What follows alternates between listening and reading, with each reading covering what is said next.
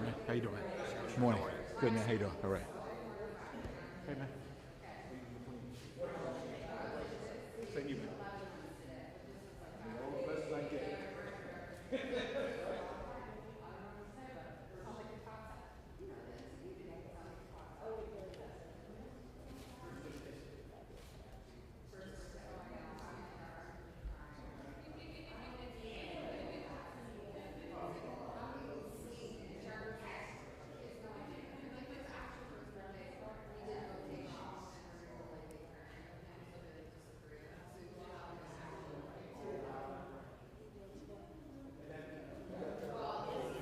Thursday. Hello, hello, hello. Talking, yep, I hear.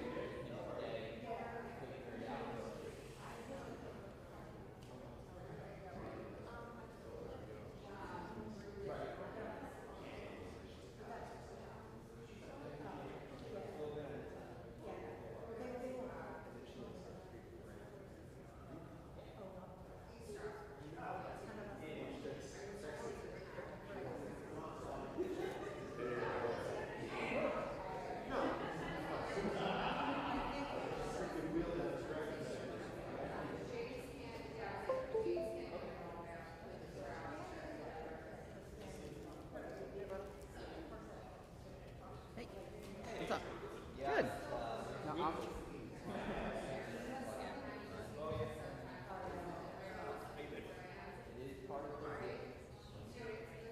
tough building up.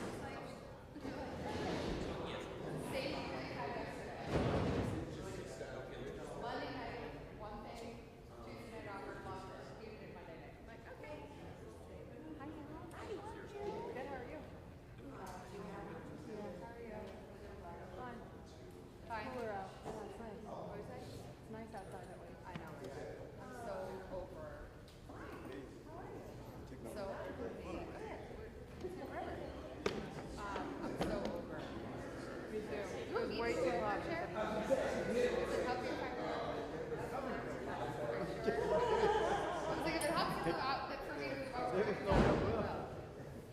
Probably 40 years.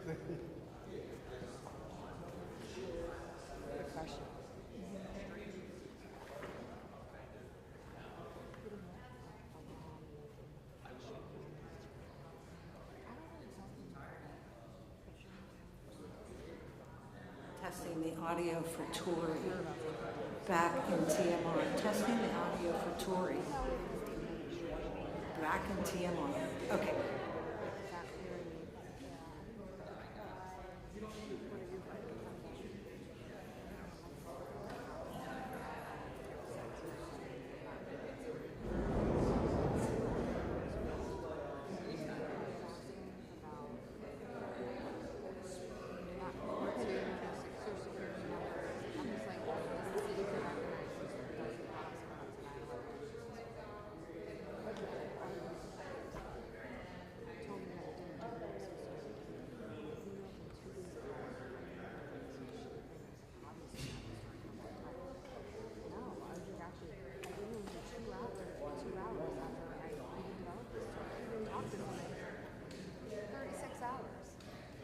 And then I said, like,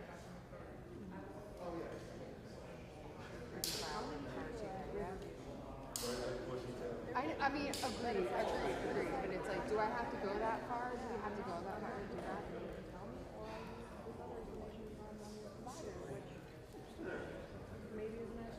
How you feeling? That's always good. So,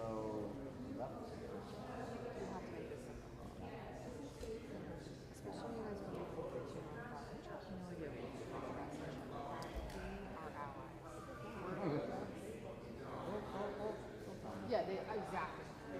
They don't actually want it. They don't actually want this.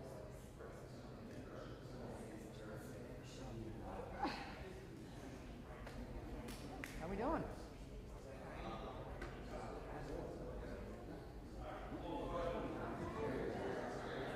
So what are they exactly talking about?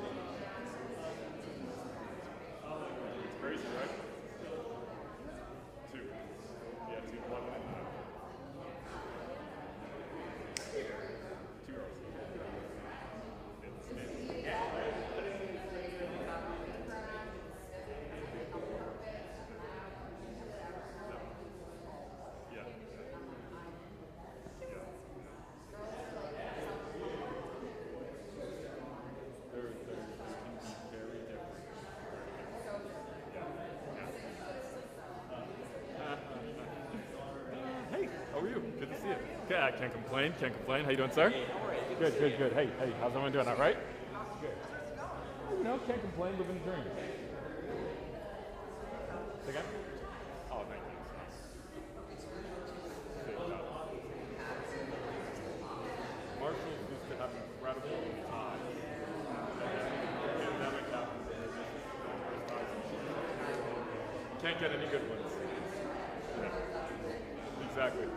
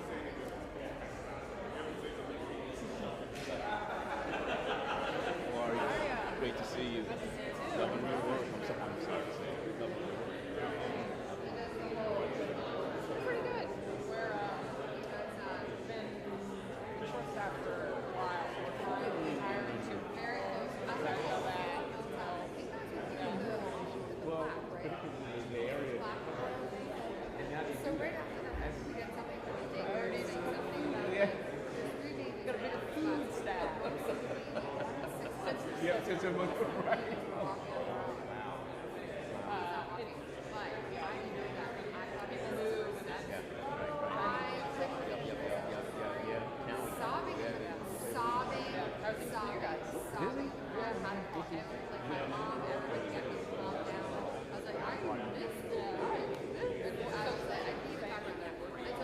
Well, they let me started working. Never tell me he did it ever. Yeah, push it over. Delay it or whatever. Only do it with us. That's it. Like just the one step. Just with us. That's it. One little step with us. Then he can do whatever he wants. Sobbing. And he's not really standing on his own. It was just like he kind of wobbles and goes like.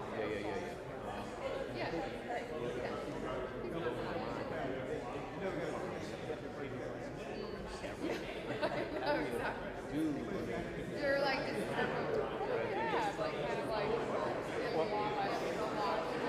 Or maybe yeah.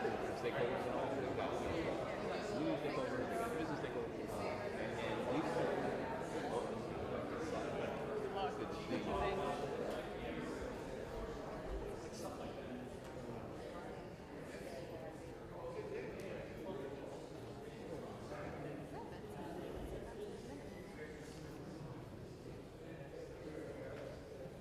Hey, Dave. Oh, the right side. The right side. It's like a wedding. We're separating clothes.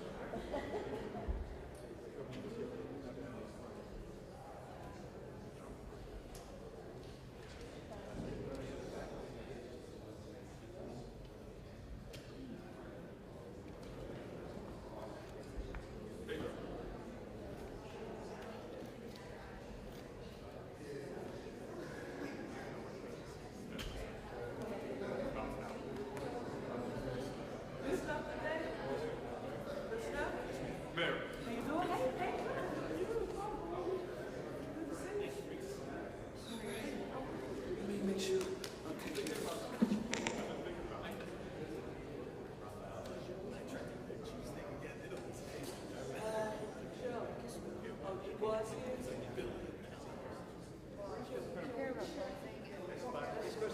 Give us a second. We'll be starting shortly, okay? Hold on 1 second, please. Yeah. We should. Oh, here again, Charlene. So he's probably up.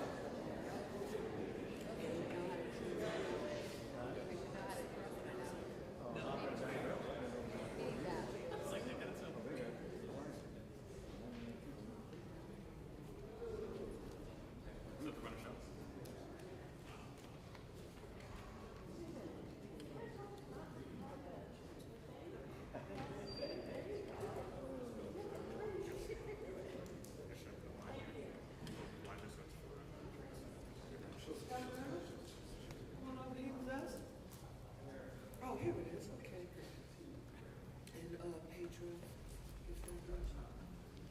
Okay.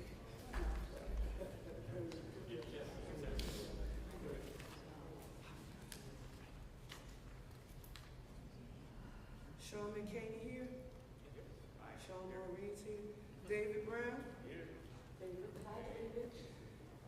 Here. Curtis. Okay. Let me start by saying good morning, everyone. When I was sworn in as mayor on January the 2nd, 2024, one of my first orders of business was signing an executive order on public safety, calling for a 100-day plan from our Philadelphia Police Department together with our managing director's office to, in essence, lay out our vision for keeping Philadelphia safe. The best police commissioner in the country, our police commissioner. Yes. Kevin Bethel delivered that 100-day plan to my desk, and the Philadelphia Police Department has been busy executing on that plan ever since. Homicides are down dramatically, so are shootings. we, on our current pace, Philadelphia, we should see the lowest number of homicides and shootings in Philadelphia in over 50 years.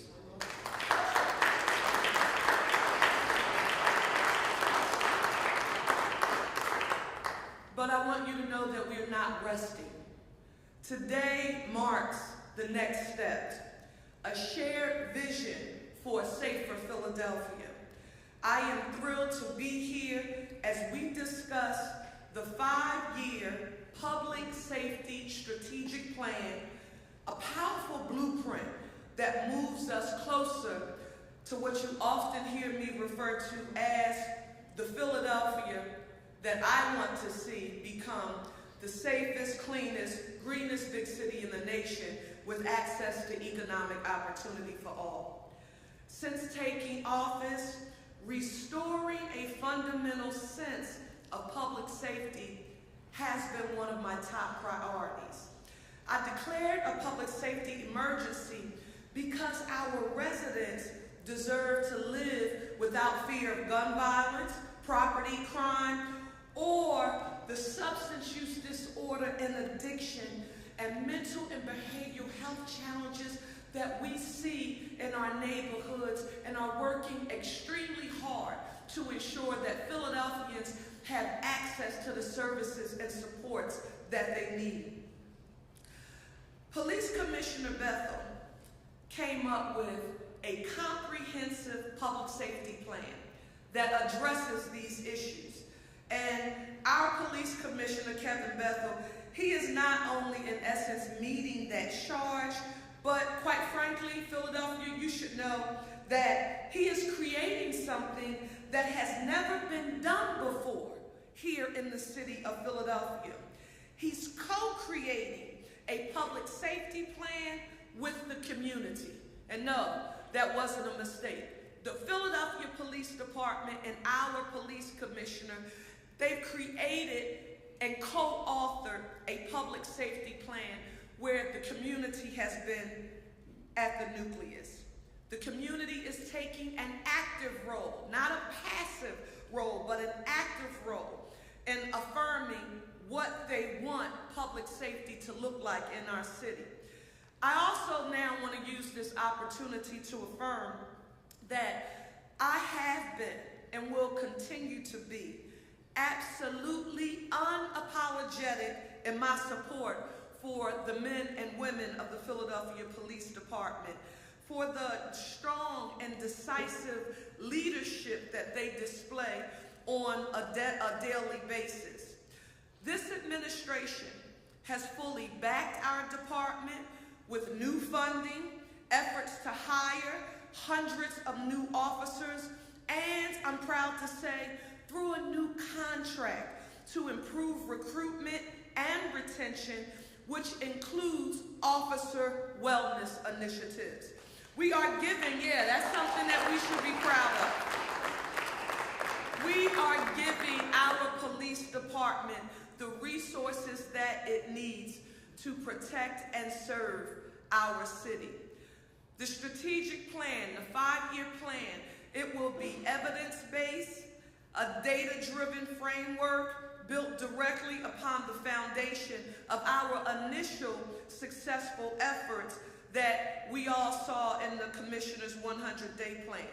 I also want you to know that nothing has changed as it relates to Philadelphia's comprehensive the process, the elements that we include as a part of our public safety plan. And that's the core. It's rooted in what I refer to as the PI: prevention, intervention, and enforcement. So you should never talk to me as your mayor and talk about one aspect of the comprehensive plan, because one alone won't do it. We focus on all of those elements. Prevention means investing early in our youth and communities, giving young people and adults, not just young people, pathways to success and an opportunity for them to not aim haplessly on our streets. Intervention means meeting people where they are, offering treatment and supportive services to those who are struggling with addiction and violence. And you've seen our efforts as we prioritize neighborhoods like Kensington. And I want to say a special thank you. You're going to hear from him in a few minutes, but our Office of Public Safety and our amazing director, Adam Gear, you and your team have done an amazing job. Please give him a round of applause. Thank you. And the enforcement. That means restoring order, holding those who commit crimes accountable, and ensuring that our police are visibly and effectively deployed through data-driven strategies like Operation Pinpoint and increased foot patrols. The commissioner knows I'm unapologetic about supporting my community policing. I like to see officers on the beat, riding the bike, you know, talking directly with the people that they're sworn to protect and serve, and they have been doing an amazing job. We're here because ultimately this plan recognizes that we cannot simply arrest ourselves away from the public safety challenges that we face. We must be smart in how we address public safety in Philadelphia, and that holistic community-focused approach has to be designed to make sure that Philadelphians feel safe in their homes, on the street, and in our business quarters. So the details you are about to hear represent not just the plan for the police department, but a comprehensive, all-hands-on-deck commitment across city government, and most critically with you, Philadelphia, our community partners. I'm going to turn it over now to Commissioner Bethel, but I want to say to Dave and to Pedro and to Councilmember Curtis Jones, who along with our City Council President Kenyatta Johnson have been laser focused on addressing public safety for a very long time. Councilmember Jones, your blueprint for a safer Philadelphia that sits on our desk along with that 100-day plan and now this 5-year strategic plan. And we want to thank you for your leadership. You're now going to hear from our Police Commissioner Bethel.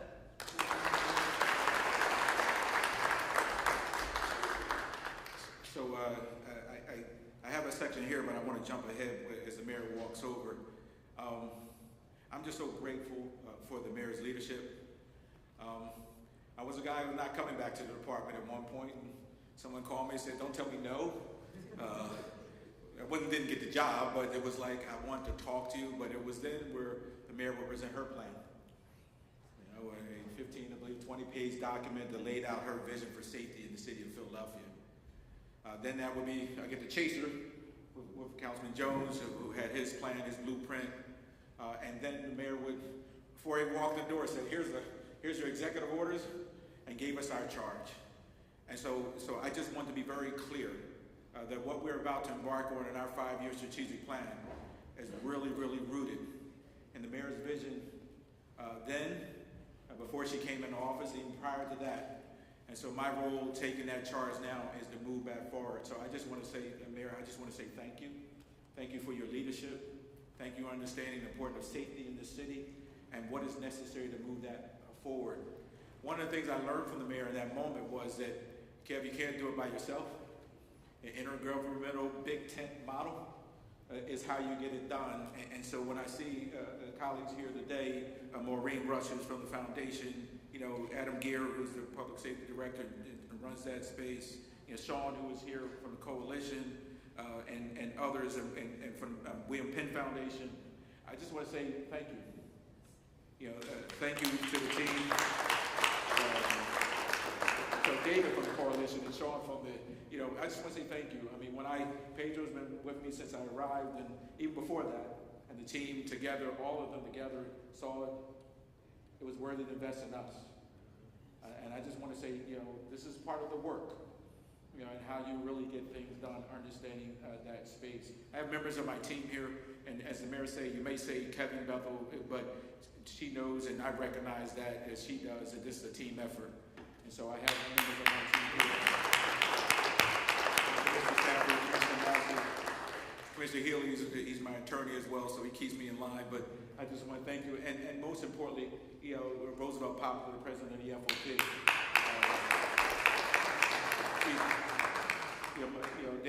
You don't start down this path without partnerships and somebody who's willing to sit in the room. And yes, it's not perfect, but the men and women who move in this strategic plan are his men and women that he represents. And so I just want to say how I appreciate his support. And then David Zega, I asked David Zega, I stole him from the school district. David, for those who don't know, helped to create the strategic plan for the school district. I was involved in that process, became fully amazed at how we would be able to bring that together. And after a year of working, I was able to get him from the school district and come on our team as our executive director of strategic planning. And he is leading that space, and he'll be able to answer more of the granular questions. But as indicated, this is the voice of the community is central to this plan. This is a plan that's being developed inclusive, and it's collaboration, involving residents, neighbors, business leaders. And I often would tell people, is it policing the community or community policing? Those are sometimes, gets lost in the conversation of how we need to operate. And no, we haven't really taken time to really stop and say, what does it look like? And to get that done, we have to do that together. We have to listen to the men and women in the department. And so we're doing a dual process. We're working with our business leaders and others. But we have to do that on both sides. And so David Zega could come up and talk about how he's built so many, 200 men and women, both inside and outside the department in building this process. And so it's absolutely exciting if I walk into a room, and I've been happening on my 5th floor, to walk up and see community members in our building telling us how we want you to operate. At the same time, I got police officers and sergeants and lieutenants and captains and inspectors and chiefs in a room saying, this is what we want. That collective energy and that collective bond is what's going to drive us forward as an organization, not just today. A 5-year strategic plan that hopefully turns into a 10-year strategic plan and also sets us up. So those partnerships are important. For this plan to succeed, it must be built with trust. We talk about trust. But what does that actually mean? How can you not, the mayor always said, you can't be what you can't see. Right? So how can you invest in a plan if you can't see yourself in that plan? Right? How can you invest in this work if you don't see yourself a part of that work? And so part of that is taking the mayor's vision for us and really bring it to life. Because I know how important community policing is to this mayor and to this city. And the mayor says, it's not what you say, it's what you do. Right? And that's what we're embarking on today. Understanding that policing alone cannot solve every issue. And so that's why we will continue to have this holistic approach. I have a friend behind me, Adam Gear, from the Office of Public Safety. There was sometimes people question, what is this? That's right. Like, what? I was like, he don't tell me what to do, and I don't tell him what to do. But in all seriousness, we have built an incredible relationship. When the mayor talks about our PIE, prevention, intervention, and enforcement, ladies and gentlemen, if you don't know, this is my rider guy over here on my left. He has embedded himself in our department. He's one of the most quality human beings I've ever met. I know his parents raised this man well. But we are working together. And so that's why he plays a central role in building our strategic plan. So we're not on an island by ourselves, but that we link all of the things that his team is doing and what the mayor is doing across the city to make sure this is an effective plan. As indicated and shared, there's 200 participants in this program, in this process. They will help us in the execution and creation of this plan. And as I indicated, including this panel, is community members, advocates, business leaders, and ladies and gentlemen, everybody knows my youth work. I don't do nothing without getting my young people's voice. And if you don't think they've given us a lot to talk about, Dave, they give us a lot to talk about this work. But my work around youth engagement and juvenile justice remains a focal point of that work. And so sitting in those rooms, listening to those young men and women talk about how they see policing and where do they want to see policing 5 years from now and how they want to be treated in this space. And that sets us up for the future, because if we can meet them where they are, we can be highly effective. So throughout this planning process, staff and community members have highlighted the importance of investing in our force, which I appreciate. We're making critical adjustments in our hiring, focus on our targeted recruitment for diverse force that reflects the city we serve. And we're committing significant resources to our officer wellness and professional development. If you hear the folks in the room, it's one of the most amazing things when you listen to the community. They're saying the things that my cops want. Training. They know that our officers need to be trained. But guess what? For the first time, we also hear the community say they need to have wellness. And you need to make sure that you're taking care of those men and women, because if they're cared for, they'll care for us. Listening to those things align are so important. So I just wanted to, before I end, just say that how much I appreciate everyone here. Where's Jasmine at? Jasmine Riley, where Dr. Riley at? She's hiding back here. Where's she? Oh, she's over here. Well, I have a corporal, but Dr. Riley, I call her because she's a doctor. She got a PhD. I did acknowledge her very quickly. And Commissioner Slauson, I apologize. Commissioner Slauson, I see you over there, but you know how I feel about you, and she's been always supportive.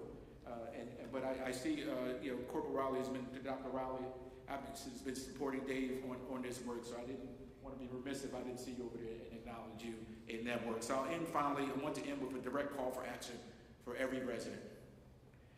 Your input is vital. So this is a transparent process. We're going to have a website up. We have things are going up to let you know what we're doing. Because at the end of the day, my goal is this. I have taken the charge of this amazing leader to my left and now moved it into action. And we want that to be something that we all agree on. Because our vision, my collective team, is we all agree on this. That this is the strategy moving forward for us as a city and moving my agency forward. That you all buy in to be able to do that. And I'll be reaching out to my council members to support that with the funds as well. So we'll talk about that for another day. And so it's vital for you, the community, to be engaged in this process. We want you to personally encourage all of our community members to take the public survey by visiting phillypolice.com and clicking Learn More and take the survey. I also encourage you to visit phillypolice.com/strategic planning. That's phillypolice.com/strategic planning to learn more about the strategic planning process and get updates on our upcoming public forums and town halls. This is our city. This is a great leader to my left. This is our plan. And together, if we build a safer and stronger, more prosperous future, if we do this right. So I just want to thank you, Madam Mayor, for the opportunity to be in this position, to lead this organization under you. It is one of the greatest decisions I've ever made in my life, and it's an honor to serve you and serve the city of Philadelphia.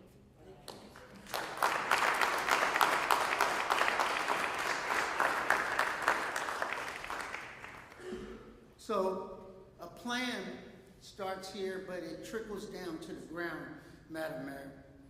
And Monday, I saw the evidence of that plan in my district at 54th and Arlington Street. There had been a confrontation with young people loitering on the corner. The merchants were complaining. Some of the seniors were afraid to walk by them. And we complained and convened with the 19th Police District, and something magical happened. I'm riding down the street on my way to work. I see about 4 officers standing on the corner, 6 or so young people faced off, and I'm thinking that something bad's about to happen. So I pulled over like Batman. I pulled up and I said, "What's going on?" "We're just talking. They're telling us what they want. We're saying what we expect. We are trying to balance those concerns because the seniors, where we built affordable luxury housing, want to feel comfortable coming out their house." I stepped back and I said, "Well, y'all carry on." And so when you write these plans and they manifest at the local level, I see it. It's sometimes a delayed reaction, but it gets down there, and there is a correlation between trust with the community and the policing and reduction of crime. Because we all too often, you all too often in uniform, see our young people on their worst day. but not at their best potential. And we're beginning to bridge that through community policing. And I'm excited about the next chapter of this plan and seeing how it impacts my district and my community. Thank you so very much for doing it.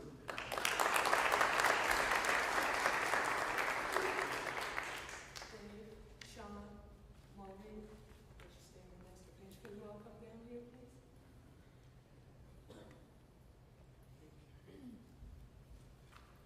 Good morning, everyone. Morning. Pedro Ramos, Presidency of the Philadelphia Foundation, joined by Sean McCaney, Executive Director of the William Penn Foundation, David Brown, who's the Executive Director of the Civic Coalition to Save Lives, and friend and partner Maureen Rush from the Philadelphia Police Foundation. The colleagues to my right and your left are involved with the Civic Coalition to Save Lives. Sean McCaney, William Penn Foundation, and I co-chair the steering committee of the Civic Coalition to Save Lives, and David is our leader. The Civic Coalition to Save Lives came together at a time of crisis where we, like a lot of others, including Councilwoman Parker, were not just responding to what was going on in 2022, but trying to understand what could be done about it. And it's fascinating, when the mayor launched her public safety agenda and put PI front purpose, because I'm sure the press said, oh, that's cute.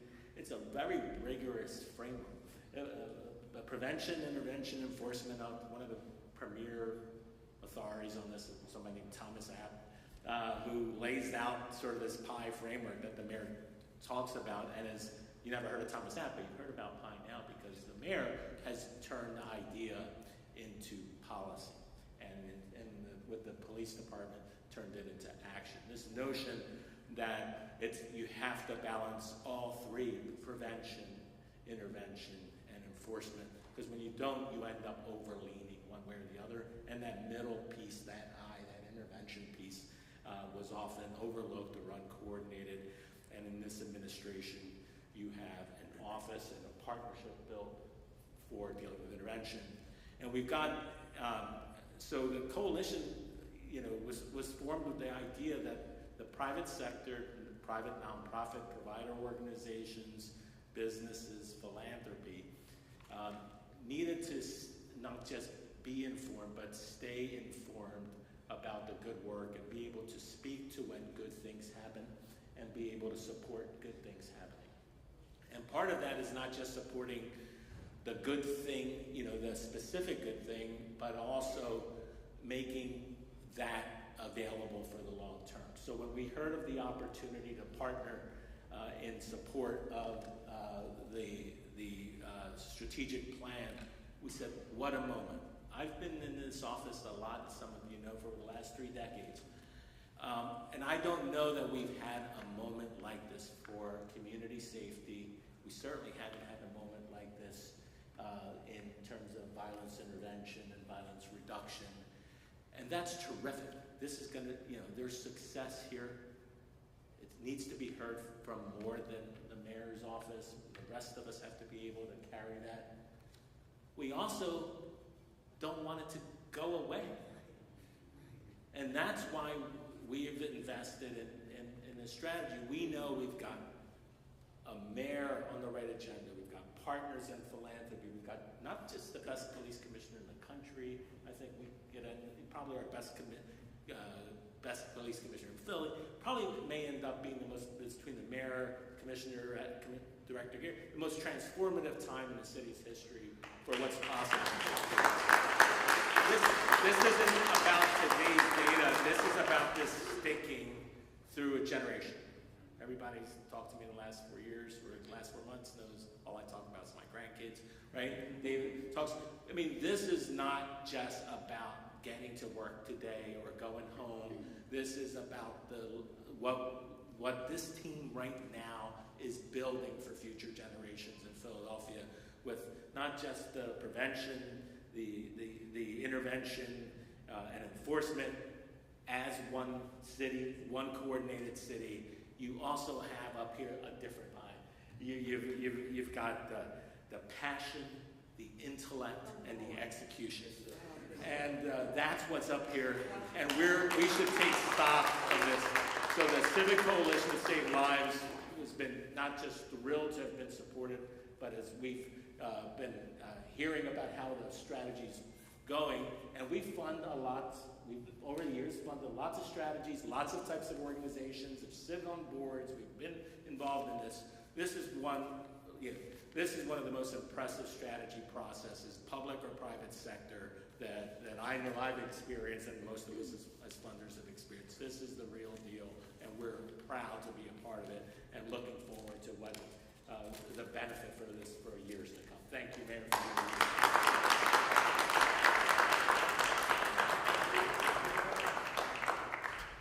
Good morning, everyone. And I'll keep this short because I'm still recovering from those very nice words that the commissioner said about me. I hope my mom was watching. Get the footage. It's truly an honor to be here. You hear the commissioner start off. I always start off by thanking the mayor for her leadership. The reason why we do this, ladies and gentlemen, is because she is the real deal. We are blessed and fortunate to have her in our ushering in this new field that everyone is a part of, right? Bringing folks together. We're standing up here, and the mayor's been very intentional about bringing folks up in opportunities like this, and we know each other, right? We all know each other real well. Dave, we're having coffee later, right? Pedro, we know each other. We work together. I want Philadelphians to know, just like what Pedro was saying, it is the truth. We are passionate about what we do. We have the leader who's risen to the time and the opportunity that we all need, and we are just following her, marching forward together. I had a unique opportunity in my last job, the Deputy Inspector General for Public Safety. What did I do? Supposed to look at the police department, examine the police department for efficiencies. What are they up to? Got a little look under the hood. I can tell you from that unique vantage point that the commissioner in his leadership in this strategic plan is, I'm going to use this word, it is transformative. This is a police department that under his leadership and at the direction of the mayor will continue to do things like this, meaningful things. You see the QR card. We want our community to buy in. This is our city. This is the best city in the world, and it is only going to continue to get better, but we need the community and folks to buy in. To use this code and to help us plan for our future, which is here and it is now. So I'm just really excited to get to work, to continue to get to work with everyone and make this the safest city in the country. Thank you. I also want to acknowledge a few others who have joined us. Two other members of the City Council of Philadelphia, Council Member Jeffrey Young from the 5th District, and Council Member at Large Nina Ahmad. Please give them a round of applause. Thank you both for being here today. Pedro, I want you to know, just seeing the 4 of you sort of from our private sector, from our community-based sort of nonprofit organization, seeing the 4 of you standing up, what you just affirmed is that government, we can't do this alone. We can't move without the support from our philanthropic community, and I want you to know we mean that in every way imaginable. And that's why, listen, your financial support is important. I don't want to dismiss that or poo-poo that, but let me affirm this. It's the technical support. It's the third eye. It's the fresh set of eyes from a data-driven and research-based perspective that you were able to help us bring to the table, and we want you to know that we are very grateful for that. I also want to acknowledge Sam Staten Jr., who is here, because you can't have prevention and intervention without access to economic opportunity for all. And as we talk about training the next generation of skilled workers here in the city of Philadelphia. Rest assured, our partnership with the Philadelphia Building Trades and their apprenticeship programs will play an essential role. So Sam, we want to thank you so very much.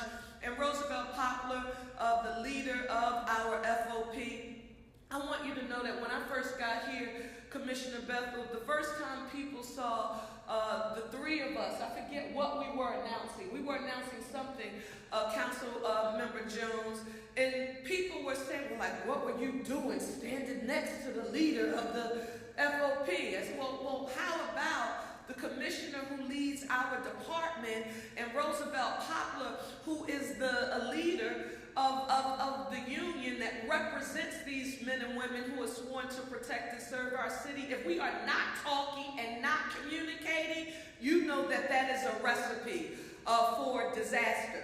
So we all have to work together. You also will hear me affirm that we also have zero tolerance for any misuse and or abuse of authority by the men and women who are sworn to protect and serve. But guess what? That's a part of the formula as well. All of it is interconnected.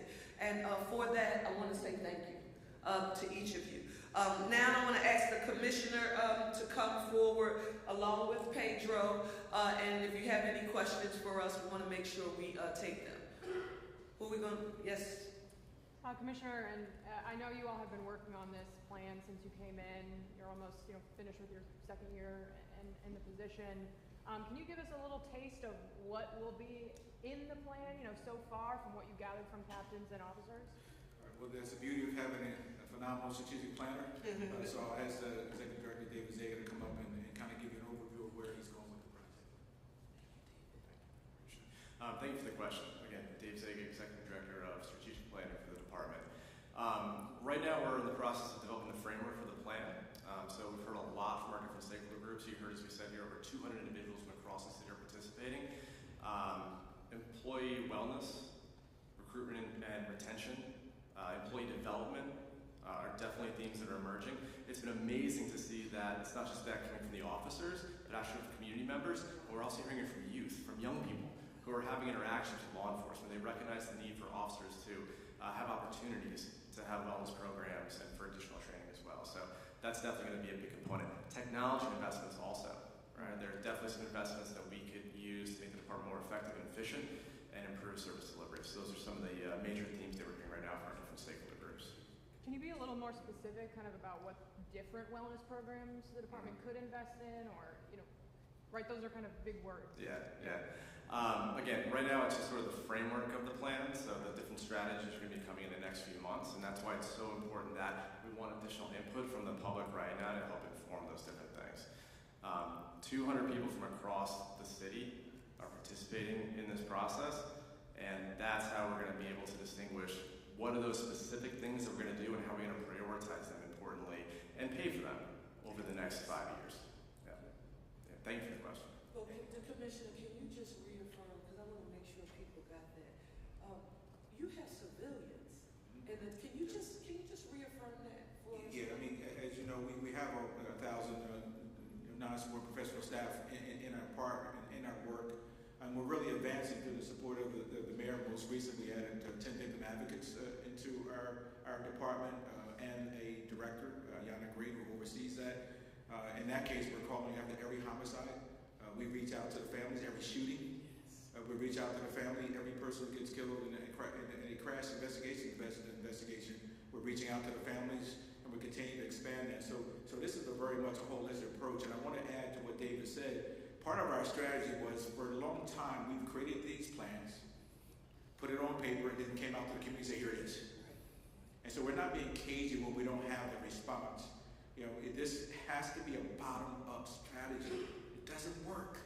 I've been at it almost 4 decades now. John, we've been at it a long time. My team knows those top-down strategies, you may get a piece of it done, but I want more than a piece. And so part of the work now is giving, it's unfair to come in here today, and I know you're not saying that, but to come here and say, what are your pop bullets? And we're still meeting with folks that said, well, you're over there saying you already got it done, right? We're going to, now some people are not going to be happy. I mean, we're getting a lot of things come out of these sessions, but I think think there's also going to be a large people who are going to see themselves in this report. So we want to let the process work its way out. We're doing a new mission statement, a new vision statement, adding language that customarily police departments didn't talk about. You know, to make sure that people feel that we're connected to us. But at the same time, what really excites about us is that, you know, and two parts of it, you know, there's community parts of it as well, but doing both the inside of the department as well as the outside at the same time. So no one's looking at it, oh, you're doing that for the community, but what about us? And vice versa. And that effort that Dave has created is really creating a lot of synergy, both internally in the department, and we hope we get that same energy and synergy on the outside as well. So. We've been at neighborhood meetings, Commissioner, that you've been at, listening tours, I would say. What maybe is one thing that you've learned from those tours? I don't know, obviously, we're in the community all the time. Is it something about cops being more visible, then walking the community? What's one thing you got from those meetings that you're putting in this plan? Well, those meetings, we're going to be doing a different subset. I do those meetings when I come back to the department, not specifically for the plan. Just recently, we're out in Roxborough with my entire executive team. Those sessions are just to listen. First and foremost, to hold my folks accountable, that the boss is coming into the community. And so I expect that they're making sure that they're doing services in those communities. And so I tell people, you can't know the community unless you get out and get on the ground and meet them where they are. Right? And so I really learn each and every day of the frustration. So we're in Roxborough, and I think Mr. Stanford rightfully said during that session, no, you don't have a lot of violence, but you got issues. And it's our job not to ignore those issues. So they may have a theft from auto issue and a stolen auto issue. And Commissioner Stanford was like, we have to address that. Because we wouldn't do that if we don't get out on the ground and say, oh yeah, we're only going to look at homicides and shootings and everybody thinks that's great. Not if they've been breaking in my car on my block all day and every day. And so part of what I learned from those sessions and those moments is really understanding where are people at, and that's why I move around the city, because as you all know, these neighborhoods are different. What Center City wants is different than what Chestnut Hill wants and what North Philly wants. And so part of us also is getting on the ground and make sure we're meeting those people where they are. And you will find there's a significant commonality amongst all of them. So those are the things that we learned. My team is out there to be able to respond to them. And that's the core. We're doing some separate feedback, but that's why we're asking for the surveys and doing the town halls around being very strategic around our strategic plan.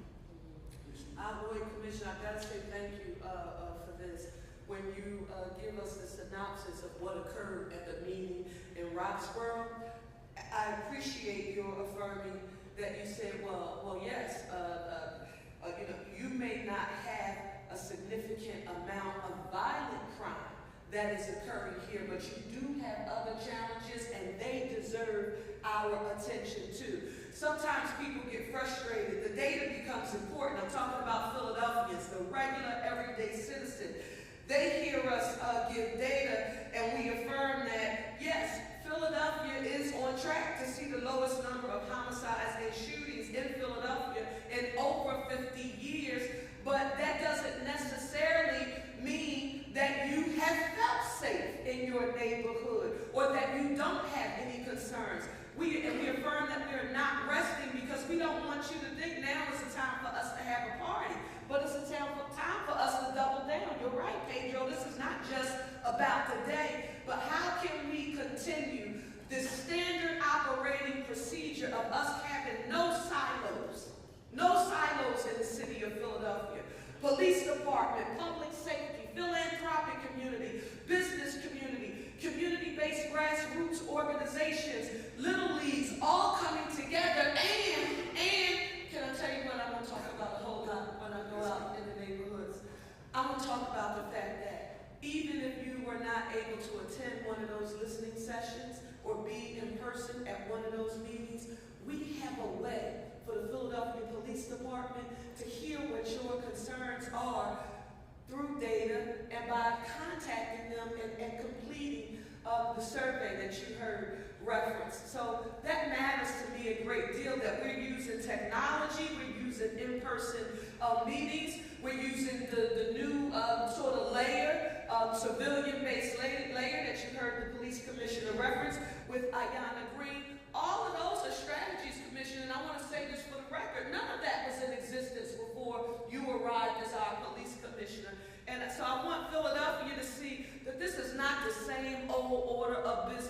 not trying to do things the way that we've done them forever.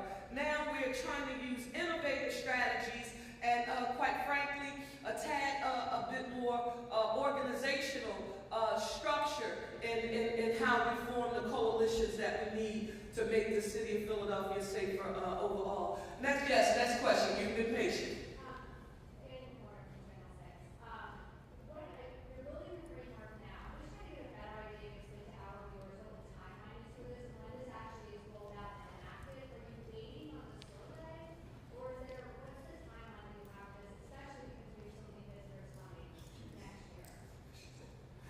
Thank you for the question. It's a great one. So we've been at this work since May.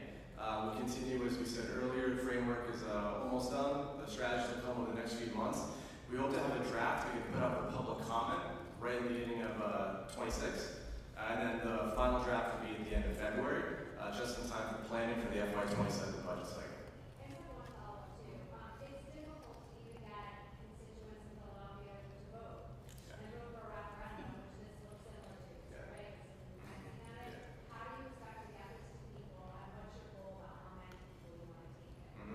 Yeah, it's not a specific threshold for the survey necessarily, but I think what we want to emphasize again is the number of people that are participating in the process already, right? It's been very, very intentional. Every rank, every division, every bureau across the department, including our professional staff, members from across city government, directly embedded into the process, those that we collaborate most with to deliver services to residents, and then business leaders, civic leaders, community advocates, and again, very importantly, our youth ages 14 to 21. That's 200 people who are lending their voices and their lived experiences to the process. But we're not done yet. We want more, right? So now is an opportunity again to just solicit additional input from the public, and then, as I said, put it out for public comments so we can get even more feedback on the back end as well. And we're going to add year to come up in the commission as well. Thank you. We also, thankfully, through our grants program, we have about 140 organizations that we fund, $30 million into the community with these groups who are working in that prevention and intervention space. So we're also going to be reaching out to them.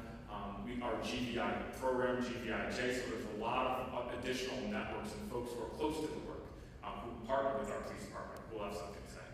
And I'll add, as Eric, who oversees Eric Ricker, who's the information officer, and oversees our social media, we get a lot of, people seem a lot like to talk about us, right? And it seems like policing is a lightning rod to have to engage. And so after we changed our uniform, I think we got quite a bit of engagement. And so I'm hopeful that we get that same level of those who are, don't like my blue, like the blue, get also engaged in what about you? And how do you want to be involved in something? And so take your comments that you oftentimes layer on social media and layer them into this process to be a part of something, right? And because every time they do that, I just want the community to know that every time you do that survey, which we are going to synthesize and we're going to use, then you become a part of the process. And so you can sit on the sidelines and complain and say that we don't do these things, or you can be part of the solution and engage in the process and share your thoughts. We hope they do it respectfully, but we understand there's some frustration out there. But share that frustration with us as well, because that's important. Councilmember Nina Ahmad, because when you talk about a communication strategy, we also just don't want the police department being the vehicle through which we are seeking the comments. So we're even intentional with that. Gear everything outside of the police department. The executive branch, but we also have another branch. That's right. Councilmember Ahmad to respond here. Well, thank you, Mayor, and thank you all of you for this transformational vision that we're going to have for Philadelphia going forward. As a member of the 17-member body, our legislative team here, 3 of us are here today. We have the ability to amplify and be a megaphone to reach our constituents across the city of Philadelphia. As a city council member at large, I serve all hopefully 1.5 million people, getting to 2 million. But we also serve on different committees where we work with different agencies and nonprofits and other groups and just regular folks, such as I'm the chair of the Public Health Committee. we're doing a lot of work with community members on certain issues, but we have them to be getting information from us. One of the biggest things that is an issue in Philadelphia is we have a lot of services many don't know about it. You know, and just FYI, we are passing a bill on voter registration working with LNI, which means, you know, the point that the reporter made about we don't even vote. Well, we're working on all fronts, including public safety, public health, and all. Thank you. Thank you. So those are E-Blacks. They do 10 district council members. Councilmember Young, yeah, I'm the mayor, but I was a former district council person and a former state representative. So I want you to think about the state reps and the state senators blasting the surveys out to their respective constituents, then members of city council, then congressional members, all of us working together. This engagement effort, it cannot fall on the police department's shoulders alone. This will be, again, continuing with our comprehensive approach.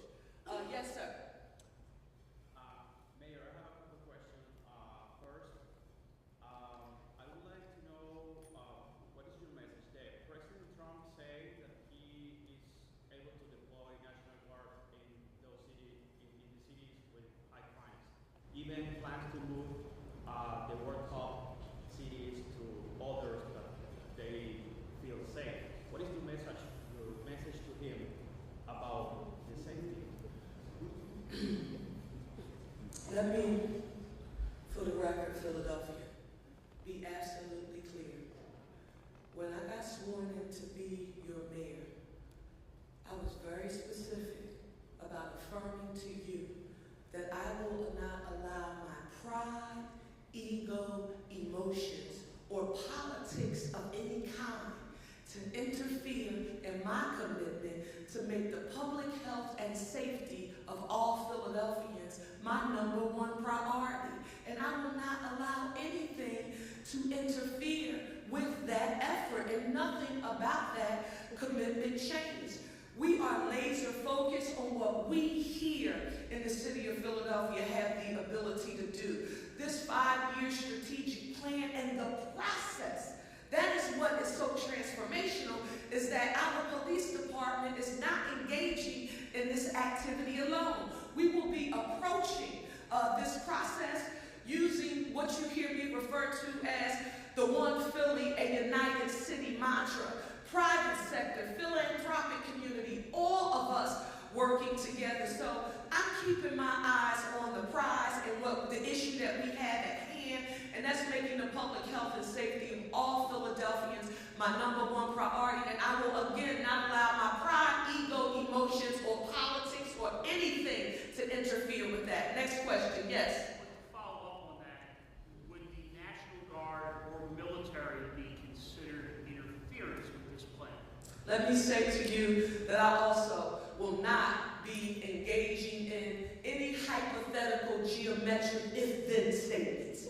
We have so many challenges that are facing the city of Philadelphia with limited funds in order to address them. The city of Philadelphia is right now trying to function in the midst of a state budget impasse. Our school district of Philadelphia has had to go and get a loan so that it can function on a daily basis. We are now in the midst of a federal government shutdown. And Rob DeBoe, our finance director, and Sabrina Maynard, our budget director, have affirmed that we hope that we get some resolution as soon as possible at both the state and the federal levels, because if we don't, Philadelphia will have a cash flow problem beginning December the 1.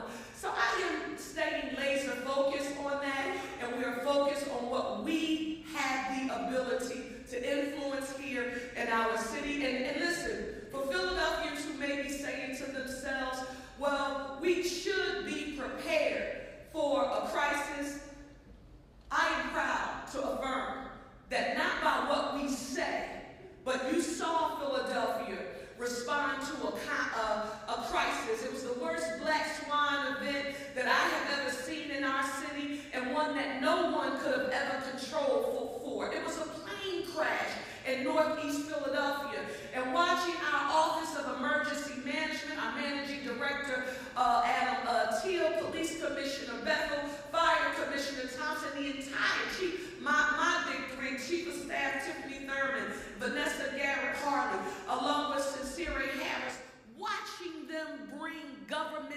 together and it functioning in synergy and an intergovernmental strategy, local, state, and federal. NTSB was in town, state entities were in town, and we managed to keep it moving, and we were not working in silos. And that is the strategy we will continue to employ. Yes? Hello. Yes, Dan with Fall Risk. You guys mentioned technology in the new upcoming strategy. Is there any plan to employ a blanket drone program? Like a neighboring city, Camden, has just had their first homicide-free summer, and they accredit that to their new drone program. So we're looking at all aspects of drone of technology. Drones are a big part of that. We're doing something a little bit more advanced in Camden. We won't get into the specifics. We're doing some testing of that now, but we are effectively deploying drones throughout the city, meeting with the community to talk about the use of those drones in their specific areas. We see it clearly as a force multiplier for our work, and we're grateful to the City Council and the Mayor who invested in those funds a year ago to be able to launch us. The Police Foundation is here. They did an incredible job of giving us the early money to get underway. So we have the capacity, but it's a lot of other technologies that we're employing in our work, whether it be when we have a new forensic lab as we move forward through City Council, be able to create that. So we have a lot of things underway when we put into that technology budget, DNA budget, etc. Well, 1 second. We want to stay with technology for a second. You just heard the police commissioner reference that forensics lab. Philadelphia, what doesn't get a whole lot of credit here in the city of Philadelphia is that this police department, under Commissioner Bethel, his executive team, and all of the men and women who are on our force, Commissioner, I want you to just please briefly describe what does clearance rate means and where does the city of Philadelphia, because people don't talk about that with clearance rates. Yeah, and part of what the technology we're already advancing now, right now, we're at historic highs in our clearance rate, around 86% clearance rate, and our homicide rate. Now that goes over past years, but many of those are this year alone. But what's more exciting, using the technology and DNA aspects for us in our shooting investigation group. I mean, they're almost at a 40% clearance rate. That is unheard of. And so we are creating a national model using technology and DNA and others. And so that's why that's a very robust part of our planning prior to the plan, but moving forward into the future.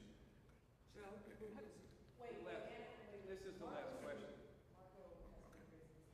Last question. Marco.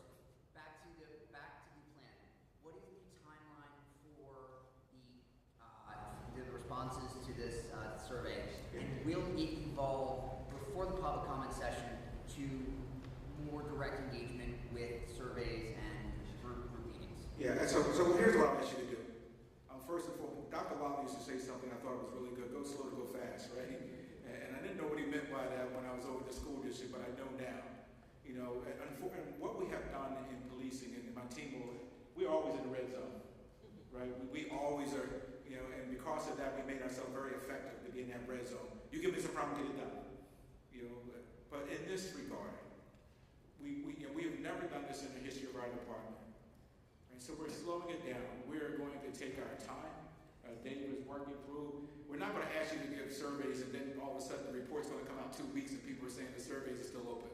And that's why we've asked you to go to our website that we've been creating so you can see the flow, right? You can see how we're taking the information come in, how many surveys have come in, you know, working through that process to see what that looks like. And so, yes, we have a timeline, as Dave indicated, to have a draft by the end of the year. We're really laser focused on that. Why? Because, you know, with a 5-year strategic plan, there are some investments. You know, we're working to align our budget around our 5-year strategic plan as far as funding, but there may be new asks that we come to City Council. But what happens when I come before City Council with a really formidable, you know, project or a strategic plan, a bottom-up strategic plan, and saying this is what the city wants, this is what the community wants, and we want you to have those investments in us. We know we won't get it all, but for the first time, I'll come before City Council and be sitting there talking about here's who we are, here's what we want. So we are going to take everything that's coming in. You know, even if you see our meetings in our 5th floor, they're capturing everything that people are saying, talking through that process, So Dave, I hope I didn't butcher that, but that's where we are. I hope I answered your question. We are taking everything. We're going to make sure we get that to inform our work, but also managing expectations.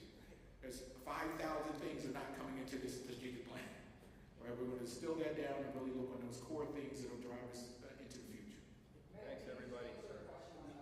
SEPTA, NTSB report, everything issued a statement yesterday, but just your thoughts on the NTSB report and have you been in contact with SEPTA about obviously moving forward, all sorts of.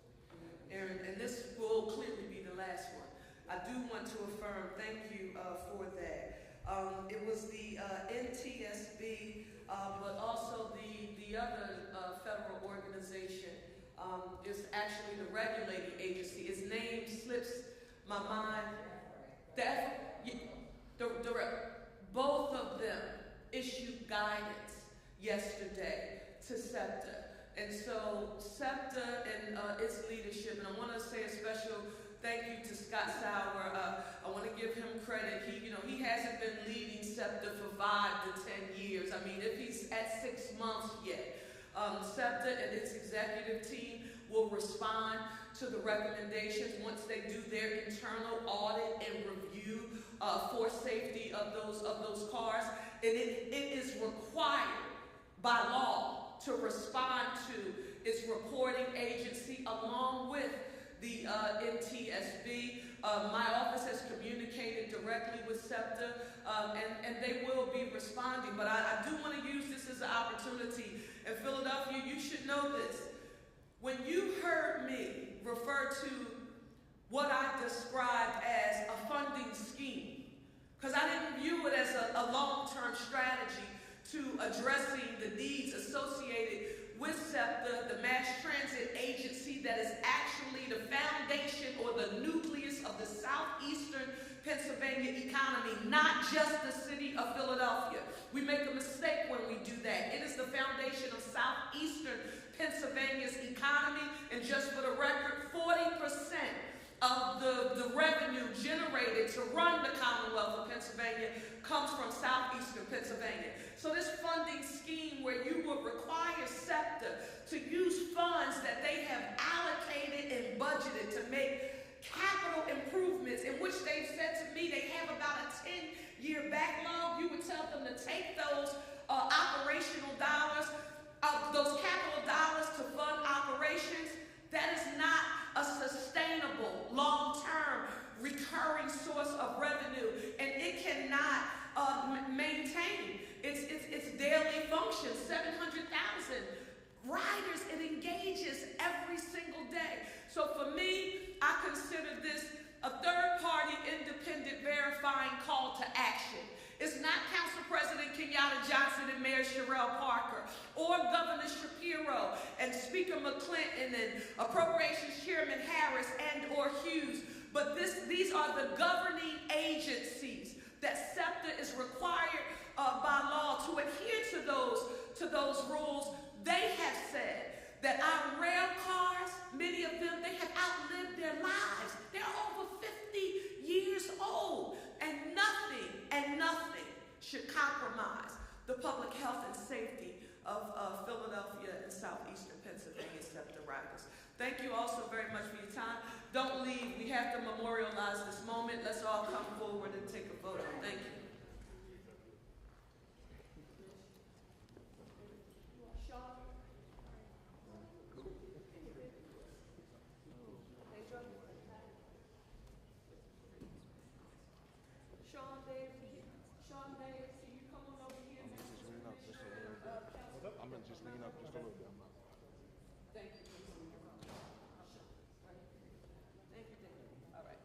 Can we have some people? Yeah, can we have some people on this end come over here? Some people on this end come over here, please. Follow the guy with the yellow cap. Thank you. So let's get together. That's perfect. Because Langston would say if you didn't take a picture, it didn't happen. All right, on 3. 1, 2, 3. And then a 1. Can we have a one Philly, everybody? 3. 1, 2, 3.